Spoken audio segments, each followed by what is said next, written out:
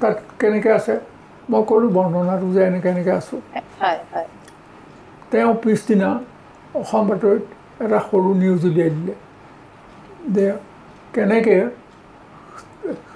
এনেকৈ গুৱাহাটী ইউনিভাৰ্চিটিত শিক্ষক যিসকল পৰীক্ষাৰ্থী আহে ইয়ালৈ নওকে তেওঁলোকে কেনেকৈ তাত মানে সময় কটাবলগীয়া পঢ়াৰ যিটো পৰিৱেশ সেই পৰিৱেশ নোহোৱাকৈ তাত পৰীক্ষা দিবৰ কাৰণে প্ৰস্তুত হ'বলগীয়া হয় দ্বিতীয়তে তেওঁ এইটোও ক'লে যে আমি জনামতে এই বিশ্ববিদ্যালয়লৈ হেৰিয়ে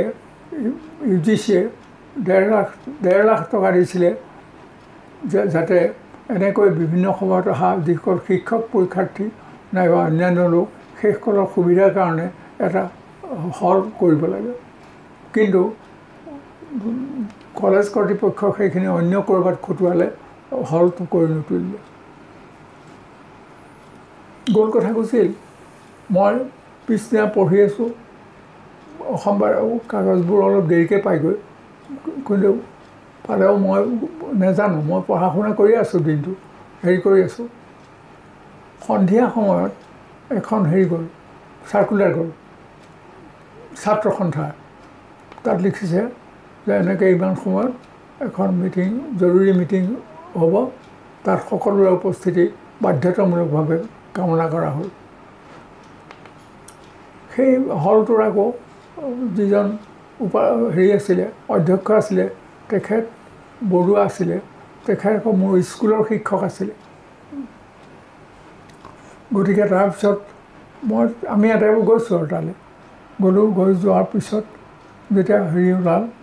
তেতিয়া আৰম্ভ কৰিলে যে আমাৰ হল 4ৰ হেৰি কৰা হৈছে সদনাম নষ্ট কৰা হৈছে আৰু এইটো এনেকৈ নষ্ট কৰা হৈছে যে কৌশলেৰে সৈতে হল 4ৰ যিটো অৱস্থা সেই অৱস্থাটো এনেভাৱে দাঙি ধৰা হৈছে গতিকে আমি এইটো কোনে দাঙি ধৰিছে কি কৰা হৈছে কেনেকৈ হৈছে এইটো আমি জানিব খোজোঁ